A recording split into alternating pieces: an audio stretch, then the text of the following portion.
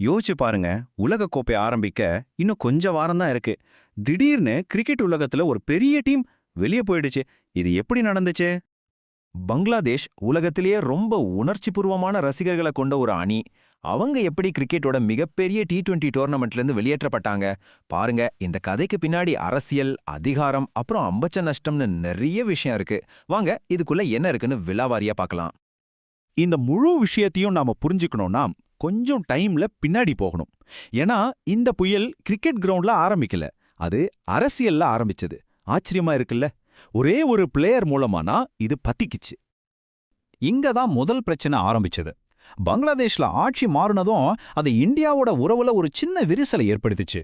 அடுத்ததா பாத்தீங்கன்னா பங்களாதேஷோட ஒரு ஸ்டார் பிளேயரை இந்தியன் கிளப்ல இருந்து டக்குன்னு தூக்கிட்டாங்க.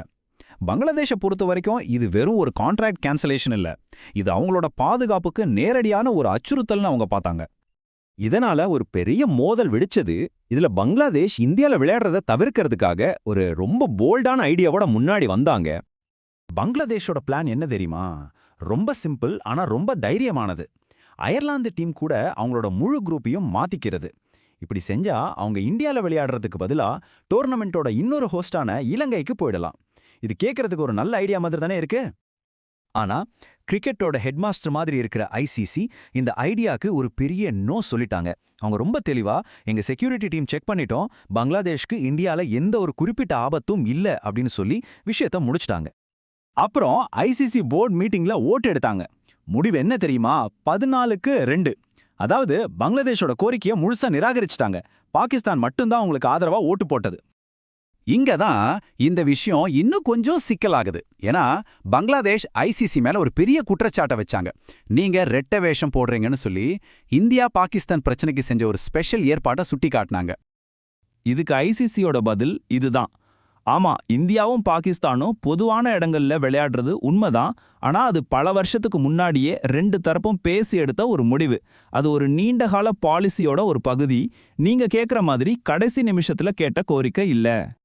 பாருங்க, ஸ்போர்ட்ஸ் நிர்வாகத்தை பொறுத்த வரைக்கும் ஏற்கனவே இருக்கிற ஒரு கொள்கைக்கும் திடீர்னு கேட்கிற ஒரு விதிவிலக்குக்கும் நடுல பெரிய வித்தியாசம் இருக்கு. அந்த வித்தியாசம் தான் இங்க எல்லாமே. சரி, பங்களாதேஷ்க்கு பதிலா ஸ்காட்லாந்து டீமும் உள்ள கொண்டு வந்தாங்க. எல்லாம் முடிஞ்சதுன்னு நினைச்சப்போதான் பாகிஸ்தான் களத்துல இறங்குச்சு. அப்போதான் இந்த நெருக்கடி அடுத்த கட்டத்துக்கு போச்சு. பாகிஸ்தான் எடுத்த முடிவு கிரிக்கெட் உலகத்தையே அதிர வச்சது.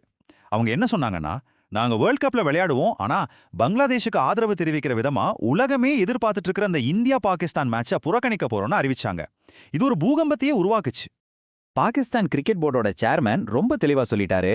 அவரோட புறக்கணிப்பு பங்களாதேஷுக்கு நடந்த அநியாயத்துக்கு எதிரான ஒரு நேரடி எதிர்ப்புன்னு சொன்னாரு. அவங்க பார்வையில ஒரே ஒரு நாடு மட்டும் எல்லாத்தையும் தீர்மானிக்குதுன்னு சொன்னாங்க. சரி, இப்போ ஒரு டீம் வெளியே போயிடுச்சு, இன்னொரு டீம் எதிர்ப்பு தெரிவிக்குது. இதனால என்னென்ன விளைவுகள் ஏற்படும்? பாதிப்புகள் ரொம்பவே அதிகம், குறிப்பா பண விஷயத்துல. முதல் விஷயம், பங்களாதேஷ் ஐசிசி கிட்ட இருந்து வருஷா வருஷம் கிடைக்கிற வருமானத்துல கிட்டத்தட்ட $27 மில்லியன், அதாவது இந்திய மதிப்புல சுமார் 225 கோடி ரூபாயை இழக்க போறாங்க. இந்த நம்பர் உங்களுக்கு சாதாரணமா தெரியலாம், ஆனா இந்த தொகை பங்களாதேஷ் கிரிக்கெட் போர்டோட ஒரு வருஷ பட்ஜெட்ல 60%. ஆமா, 60%. இத ஒரு பேரழிவுன்னு சொல்றதா சரி.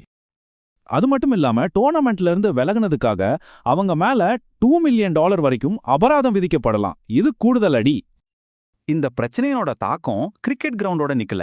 சில ரிப்போர்ட்ஸ் என்ன சொல்லுதுன்னா, இந்த அரசியல் மோதல் 2036 ஒலிம்பிக்ஸை நடத்தணுன்ற இந்தியாவின் பெரிய கனவையே பாதிக்கலாம்னு சொல்லுது.